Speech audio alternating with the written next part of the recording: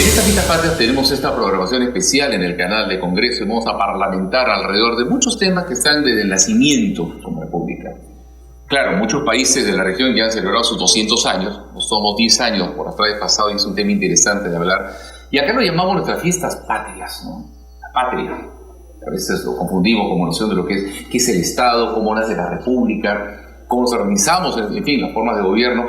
Creo que es un tema interesante para parlamentar ahora y lo vamos a hacer con el profesor Juan Luis Orrego, que además es uno de estos historiadores, digamos, modernos, contemporáneos, unos medios historiadores siempre con sus barbas blancas, pero dominador de los medios, asesor de programas históricos en televisión. Acaba de estrenar un programa, además en TV Perú, Juan Luis, y muchos éxitos ahí con Comeliano Urbina. Muchas gracias, muchas gracias. Estamos tratando de llevar cultura, información a la pantalla, ¿no? Y de la mejor manera, porque has tenido una serie de trabajos interesantes, como los, además de investigador, profesor de la Universidad Católica, que es la labor de un historiador, por ahora con blog, con una serie de intervenciones interesantes que hacen ya, digamos, una profesión que uno la siente más cercana.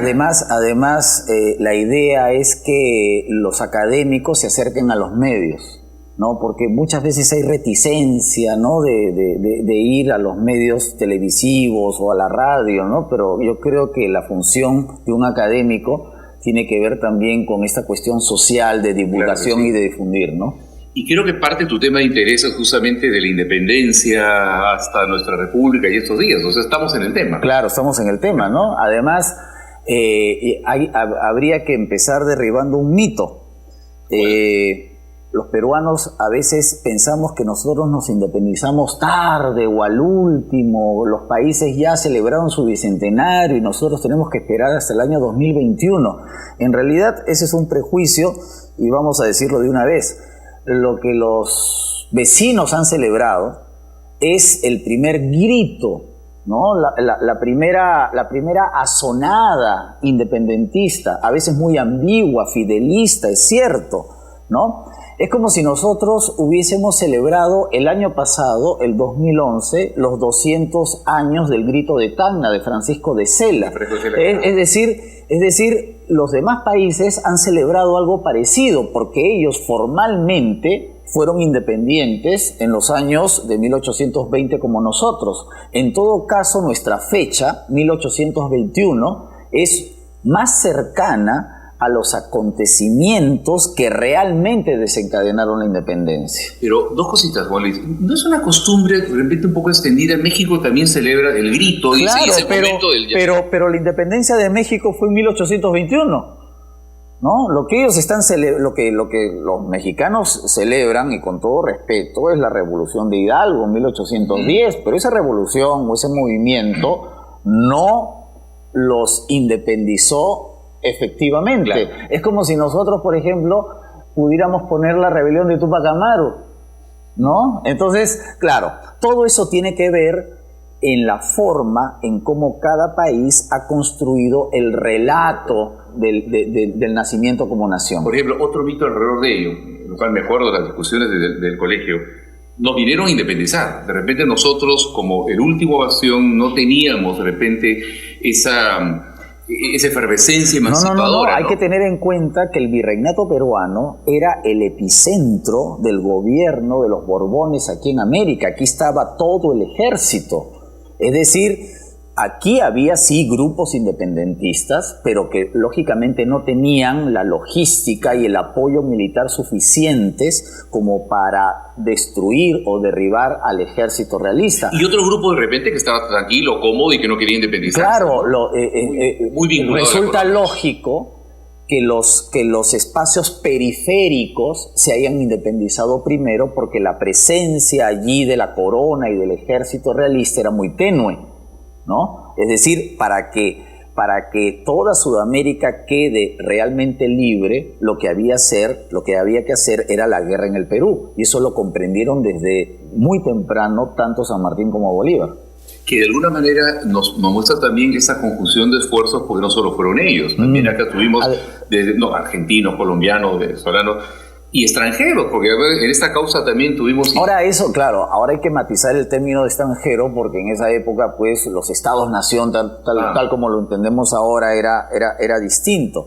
Pero también yo quiero resaltar una cuestión muchas veces reducimos la guerra de la independencia entre patriotas y realistas. Es decir, los realistas son los malos, ¿no?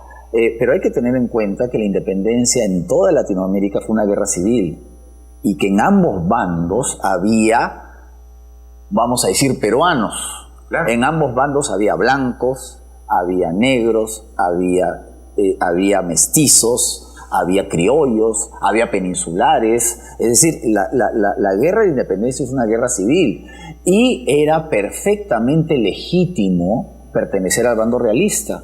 Había gente que no estaba segura o en todo caso no veía la necesidad de la independencia. Es decir, ser realista no significa ser antipatriota, ¿no? Ahí viene el tema de la patria que claro. Luego, pero me hace recordar cuando Ricardo Palma escribía ahí, que una de sus tradiciones, momentos antes de una batalla, los hermanos que están en bandos contrarios se despedían. Yo he leído una tesis muy bonita en la Universidad Católica de hace más de 50 años de cómo los generales antes de la batalla de Ayacucho dieron un tiempo para que las tropas se saludaran y entre comillas, se despidieran, porque uno perfectamente podía tener un amigo, un pariente, incluso un hermano en el otro bando. Así es una guerra civil, ¿no? Las familias se parten, ¿no? Porque pueden tener opiniones políticas distintas.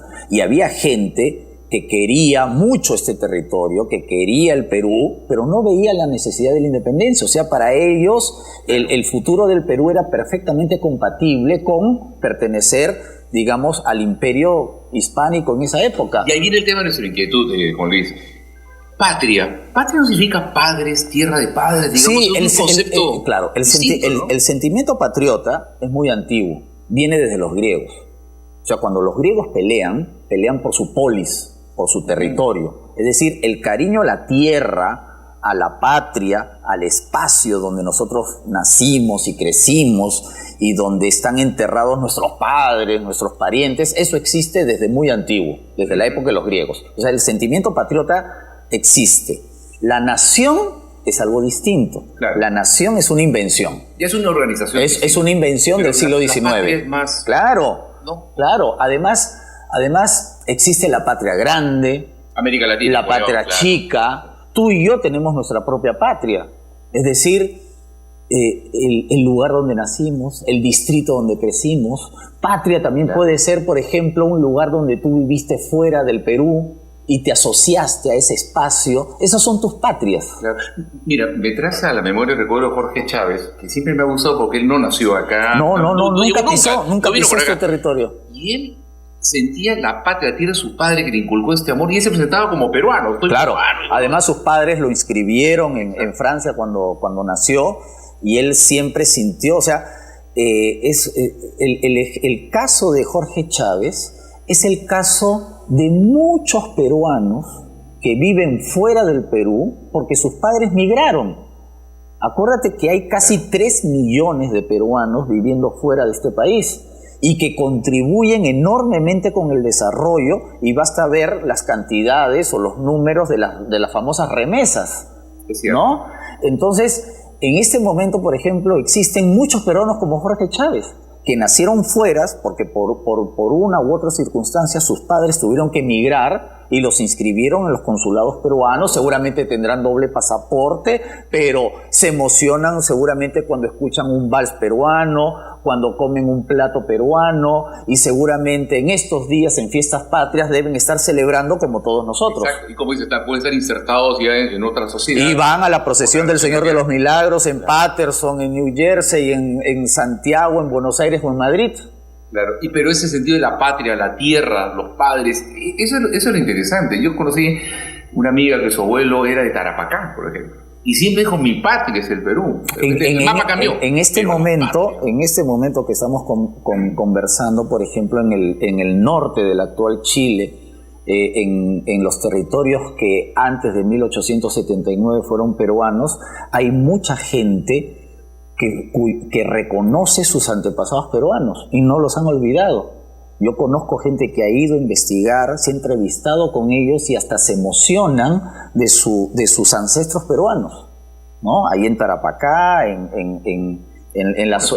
Arica, ¿no? Claro. Qué maravilla. Juan, tenemos que hacer una pausa muy breve, ¿no? Si seguimos por ahí parlamentando sobre estos temas, sobre los cuales además en estas fechas de repente no se habla como se debiera. O sea, con alguien que nos pueda orientar, con quien podemos conversar y sobre todo compartir conocimientos básicos. Volvemos aquí en el canal del Congreso.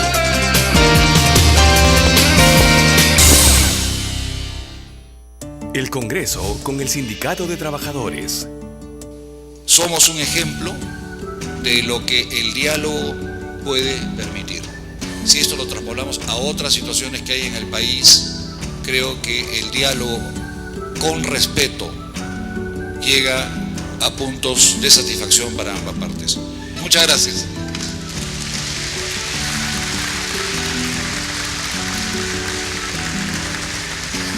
Es el primer convenio colectivo en casi 192 años de la historia del Congreso de la República.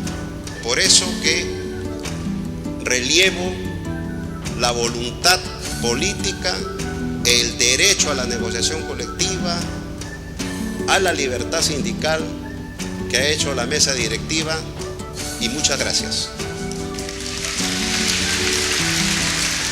Solamente hay democracia cuando hay sindicatos. No hay democracia cuando hay dictaduras. Si no hay trabajadores privados, no hay riqueza. Si no hay trabajadores públicos, no hay Estado eficiente. El Congreso de la República, por primera vez en su historia, firmó un convenio colectivo con sus trabajadores para que tengan condiciones laborales más dignas y fundamentales, como la lucha contra el acoso sexual, la discriminación, el maltrato, el abuso y otros beneficios.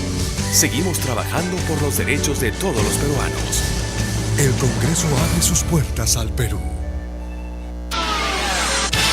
Estamos viendo Congreso de la República Televisión, con la señal y programación más variada desde el Palacio Legislativo, en vivo, en directo y en exclusiva, transmitiendo los acontecimientos más importantes para todo el Perú y el mundo vía la internet. Somos Congreso de la República Televisión, un canal para todos.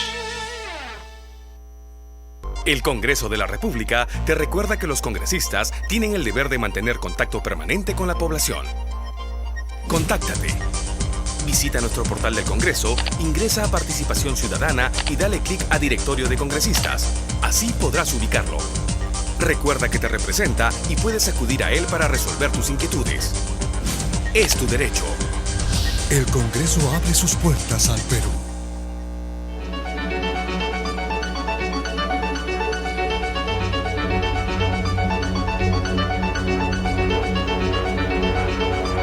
Antes que una actitud economicista está el respeto a los derechos laborales, y esto es lo fundamental. Este es prácticamente el contenido de lo que constante y perennemente los trabajadores hemos pedido en el país.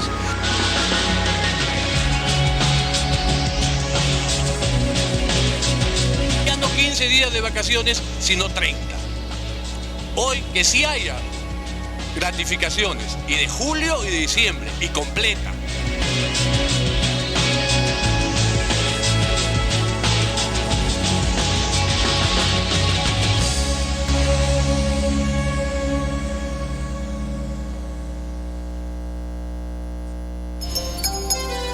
Usted está viendo Congreso de la República Televisión, un canal para todos.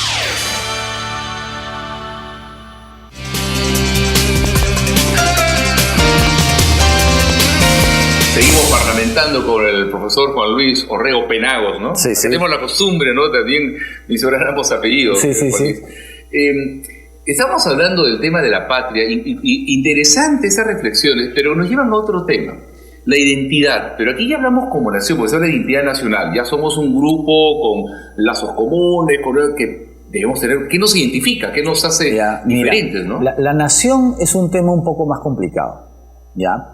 La construcción de la nación y de la república, por supuesto, fueron los temas que quedaron pendientes luego de la victoria de Ayacucho, ¿no? Sería iluso decir que cuando llega San Martín ya existe la nación peruana. La nación peruana es una construcción, es un proceso en el cual todavía estamos. ¿Eso qué cosa quiere decir? Que la independencia todavía no ha terminado. porque nosotros, la independencia para nosotros simplemente fue la separación del Imperio Español, pero las tareas más delicadas, construir los valores republicanos y construir esa comunidad imaginada que es la nación, fueron los temas pendientes. Ese cliché de rompimos el yugo español, ¿no? Ese es el cliché. Sí, pero hay que tener en cuenta que hace 200 años España no existía como existe ahora, el Perú no existía como existe ahora, o sea, no es una guerra contra España. O sea, los realistas no estaban luchando por España, estaban luchando por el rey, pero no por España. Claro, pero el Perú en ese momento se encontraba, como hemos visto hace un momento, o sea, había, no sé si la desunión, pero bandos distintos, uno que se sentía más cómodo. Mira, Gonzalo. Pero estuvimos preparados. Mira, Gonzalo, si hasta hoy día a los peruanos nos cuesta construir consensos, y estamos en el año 2012, casi a 200 años de la independencia, imagínate en 1820 o en 1821. ¿Ya? El Perú es un país muy rico, es cierto, culturalmente, históricamente es muy rico, es muy diverso, a nivel geográfico, a nivel cultural, a nivel culinario, tenemos una riqueza impresionante, pero también existen muchas diferencias. Hay muchas formas de ser peruano, todas legítimas, por supuesto, ¿no? Entonces, si en este momento, por ejemplo, ante las coyunturas que se nos presentan, nos cuesta tener consensos, no podemos pedirle a los peruanos de hace casi 200 años estar todos de acuerdo con una idea, con una causa. Es decir, hay muchas formas de ver el Perú y todas son absolutamente legítimas. ¿Te das cuenta? Es decir, a veces a mis alumnos yo les digo, imagínense un langostinero de Tumbes, un pescador de Chimbote, un vendedor de Tacna, un pastor de Puno, un ganadero de Cajamarca, una xánica de la selva central, un campesino del Valle del Mantaro, un ambulante de Lima. Mira, en poquísimos minutos o en poquísimos segundos hemos citado algunos. Ese es el Perú. Ese es el Perú. Súmale el comerciante. No, por eso, aquí en el Perú, a diferencia de otros países más pequeños y más, entre comillas, homogéneos, aquí la construcción de la nación ha sido un proceso bastante difícil, a veces traumático, con marchas, con retrocesos, como es toda construcción histórica, ¿no? ¿Y es válido, Juan Luis, hablar de nación quechua, nación aymara, nación... No. En el Perú no hay naciones. A diferencia, por ejemplo, de España, que sí podrías hablar de catalanes o de vascos, qué sé yo, en el Perú no hay naciones. El Perú es un país pluricultural, es decir, en el Perú hay tradiciones culturales. En el Perú hay regiones o macroregiones que se pueden distinguir, pero en el Perú no hay un equivalente a lo que podría ser pues los catalanes o los vascos. O los británicos. No hay. El Perú no es un país plurinacional, digamos. El Perú es un país pluricultural, ¿no?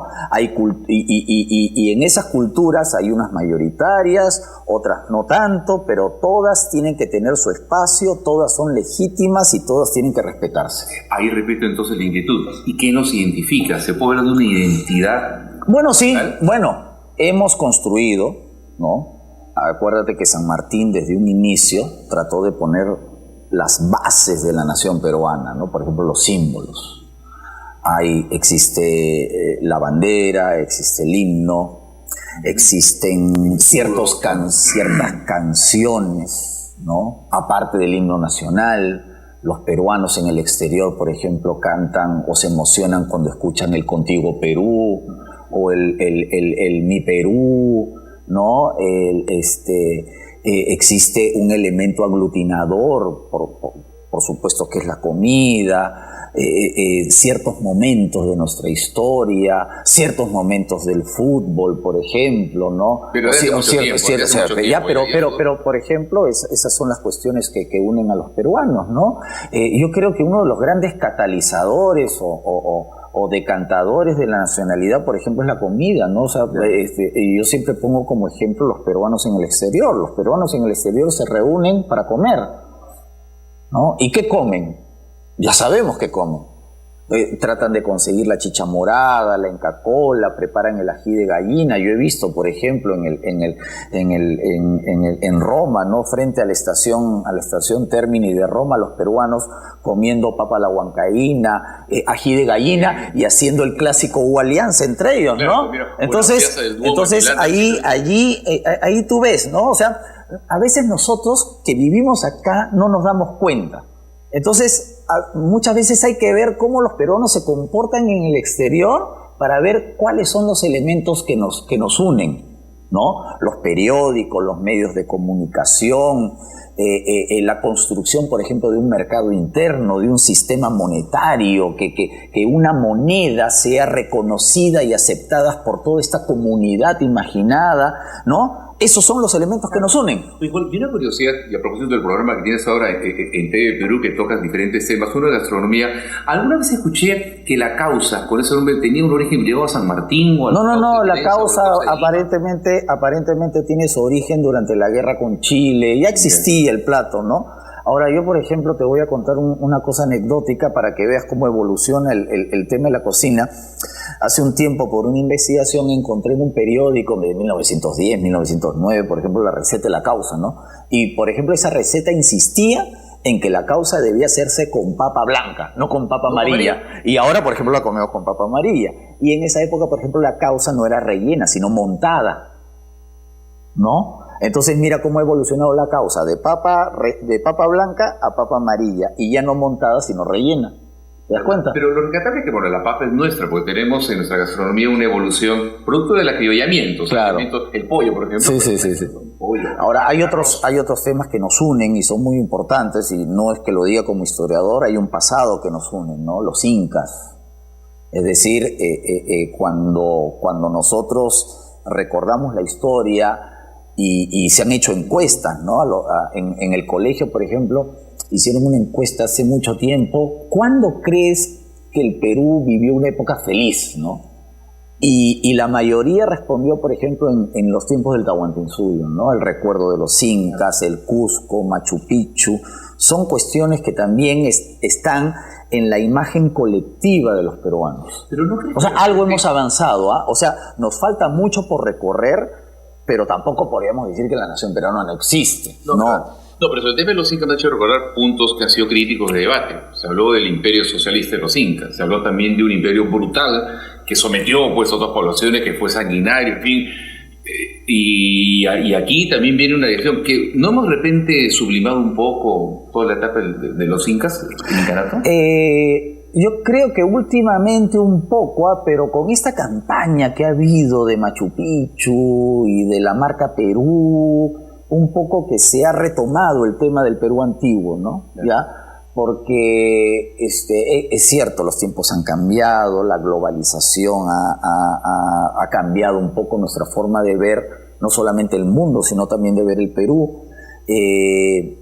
A veces cuando enseño en la universidad, pues para los chicos el tema de los incas, el tema de la conquista, el virreinato, son cosas pues como muy lejanas, ¿no? O sea, para ellos ya muy lejanos es 1950, 1960, pero yo creo que con la campaña que se ha hecho en los últimos años, ¿no? Se ha vuelto a poner en la mesa de discusión, digamos, en la vitrina, el tema del Perú antiguo, ¿no? Además, las ciencias sociales, en este caso la historia, que está muy de moda, la arqueología, que está muy de moda, han hecho mucho también con los nuevos descubrimientos, con los nuevos libros, un poco que la gente conozca más. Yo creo que en el fondo, el peruano común y sobre todo los chicos, las nuevas generaciones, conocen bastante del Perú antiguo, ¿no? Porque sale en televisión, en los periódicos. Y con otro espíritu, ¿ah? De repente más crítico, no es memorizarte los incas, sino que ya... Además, la juventud de ahora tiene una ventaja que no tuvimos nosotros, que pueden viajar casi libremente por todo el Perú. Cuando nosotros estábamos jóvenes, recuerdas la subversión, las épocas difíciles que pasamos, era muy difícil pues meterse por todos los sitios del Perú. Ahora no, ahora los chicos pueden agarrar un bus, una camioneta, un carro e irse a Ayacucho y pasar la Semana Santa en Ayacucho, por ejemplo, que es maravillosa. Y lo maravilloso, como vas a viajar con tu padre o con tus hijos, claro, y compartir esa visión. Ya que hemos hablado del imperio incaico, de la conquista, permíteme además un recuerdo que creo atinado ahora, muy cariñoso, al doctor José Antonio del Busto. Sí, el maestro del Busto. Mi profesor también en la Católica, y hablabas y yo recordaba mucho las clases con él, y él es experto en este tema de la conquista, y además la Católica edita un libro en su memoria, con Margarita Guerra. Sí, un libro homenaje en el que tengo ahí un trabajo, pero mira, yo te voy a confesar algo, y esto nunca lo he dicho en los medios, que creo que la mejor clase de historia en general, no del Perú universal, yo creo que la mejor clase de historia que escuché en mi vida fue cuando el doctor del Busto nos explicó cómo había sido la toma de Cajamarca y la captura del Inca. O sea, yo creo que esa clase para mí ha sido la mejor que he escuchado. Creo que no compartimos la misma clase, pero yo también recuerdo de mi época esa clase. No, y era de los que llevaba también de repente un arcabuz, llevaba otros elementos. Además, yo tuve la suerte de recorrer gran parte del Perú con el profesor del Busto por un proyecto que tuvimos en la universidad. Viajamos a Ayacucho, al Cusco, Arequipa, al norte del Perú, recorrimos varios departamentos y muchas ciudades con él, y realmente era una enciclopedia. O sea, con él vi el Perú de forma distinta, ¿no? Y además, por ejemplo, cuando fuimos a la Pampa de la Quinua, ¿no? Que yo estaba con paisajes peruanos de Ribagüero, que justamente este año se conmemoran los 100 años del viaje del historiador José Ela Ribagüero por la Sierra Sur, leyendo sus meditaciones y sus reflexiones sobre la batalla de Ayacucho en la Pampa de la Quinua, ¿no? Extraordinario, ¿no? Y fíjate cómo nos has permitido también en este encuentro, casi enciclopédico también, el poder hablar de diferentes temas, algunos de los cuales a lo mejor no están en esta época de estas partes donde miramos otro tipo de temas también válidos, pero reflexionar, conversar y aprender, compartir un poco todo ello. Muchas gracias al profesor Juan Luis Orrego, nos ha permitido ese acercamiento, ese contacto, que no va a ser el último en el canal del Congreso. Y felices fiestas patrias a los casi 30 millones de peruanos, o sea, a los 27 que viven en el Perú y a los casi 3 que viven en el resto del planeta. Nos sumamos a este saludo, ha sido un placer parlamentar con el profesor Orrego.